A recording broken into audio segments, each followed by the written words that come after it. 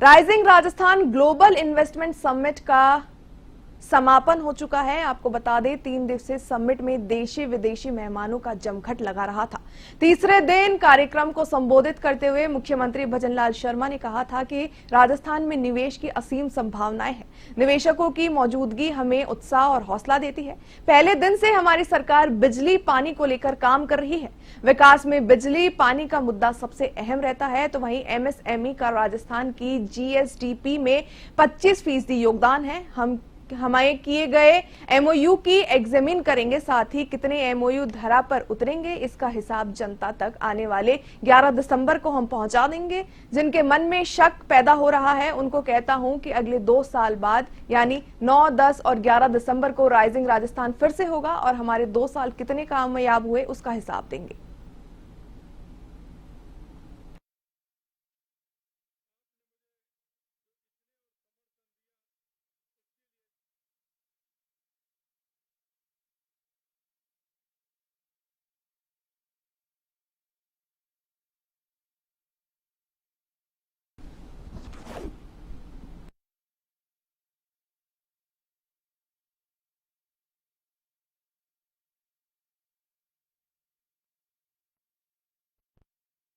हमारे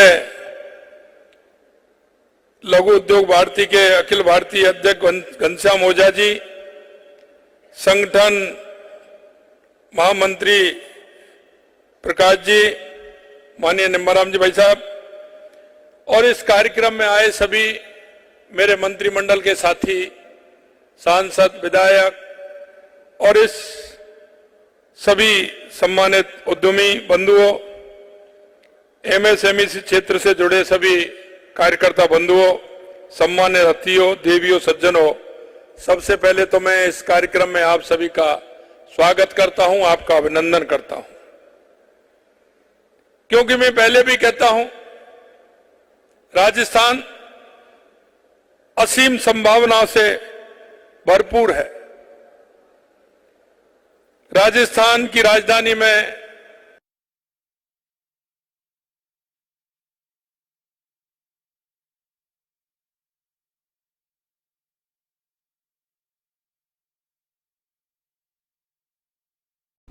रमेश जी, बेहद अहम राजस्थान के लिए राइजिंग राजस्थान साबित होता नजर आ रहा है। कई 100 करोड़ के जो है एमओयू साइन किए गए हैं। वहीं सरकार ने एकदम से कहा कि किस तरीके से हमने अपने पहले कार्यकाल में, पहले साल में ही राइजिंग राजस्थान का आयोजन किया ताकि आने वाले 4 सालों में जो हमने एमओयू किए हैं, जो हम परिकल्पना कर रहे हैं, उसको धरातल पे उतार सके।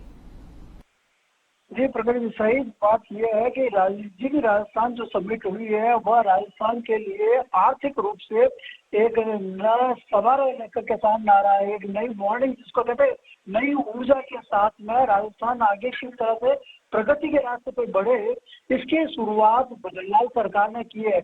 और ये भजनलाल सरकार ने ये जो शुरुआत की है, आर्थिक रूप से राजस्थान को 2047 तक एक विकसित राजस्थान के रूप में यह प्रधानमंत्री नरेंद्र मोदी की परिकल्पना को साकार करने का एक कदम है।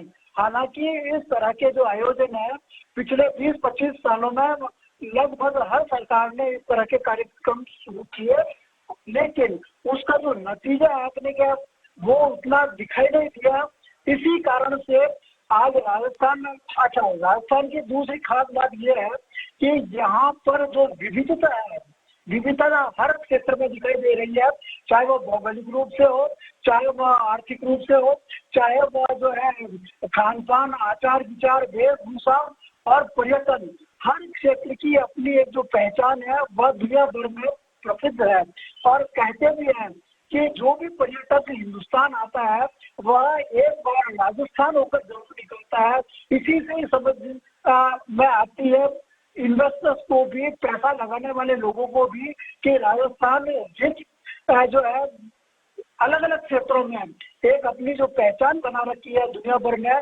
तो और दूसरा कि प्राइम मिनिस्टर नरेंद्र मोदी का जो बहुत पहले से कि लोकल फॉर ग्लोबल, मतलब कि स्थानीय चीजों को दुनिया भर में किस तरह से अपनी पहचान बनानी है, वह जो एक परिकल्पना, वह जो एक विचार है, वह आर्थिक रूप से जुड़ते हुए आगे बढ़े, इसी की एक शुरुआत है।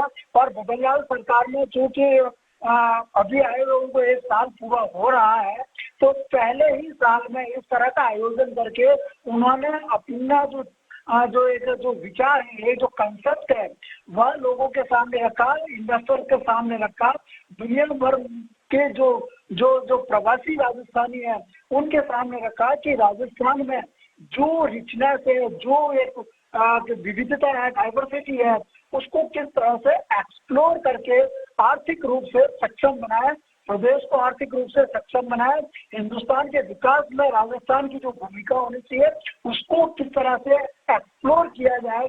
यह इस समिट का जो मुख्य जो ध्येय था, लक्ष्य था। अब आएगा कितना और कौन कौन इन्वेस्टर्स यहाँ पर पैसा लगाएंगे, ये एक अलग बात हो सकती है, लेकिन हाँ, शुरुआत अगर अच्छी होती है तो परिणाम भी उसके अच्छे आते हैं। दूसरा कि इन्वेस्टमेंट के लिए आपके पास में जो आधारभूत संरचनाएं होनी चाहिए, जैसे बिजली है, पानी है, रोड कनेक्टिविटी है, ये इस तरह की अगर आधारभूत सुविधाएं आपके पास में उपलब्ध होती है तो लोग अब यहाँ पे पैसा लगाने को आते हैं। और यह राजस्थान के खुशनसीबी भी है कि नरेंद्र मोदी सरकार ने पिछले 10 सालों में राजस्थान के आधारभूत विकास के लिए, चाहे वो रोड कनेक्टिविटी हो, चाहे वो रेलवे कनेक्टिविटी हो, या फिर हवाई जहाज से जो है एक दूसरे के साथ जगहों पर कनेक्टिविटी हो, उसको लेकर के बहुत काम किया है। और जी, हम देख सकते हैं किस तरीके से पिछले 3 दिनों में इतने सारे एमओयू साइन हुए हैं, फिर चाहे वो उद्योग का विभाग हो, शिक्षा में हो, या टूरिज्म हो, मेडिकल फील्ड रिलेटेड हो, कहीं ना कहीं भजनलाल सरकार अब ये जितने भी एमओयू हुए हैं, जितने भी वो परिकल्पना कर रहे हैं, अगले आने वाले 4 सालों में धरातल पर उतारने की कोशिश करेगी। बहुत बहुत धन्यवाद हमारे साथ जुड़कर तमाम जानकारियां साझा करने के लिए।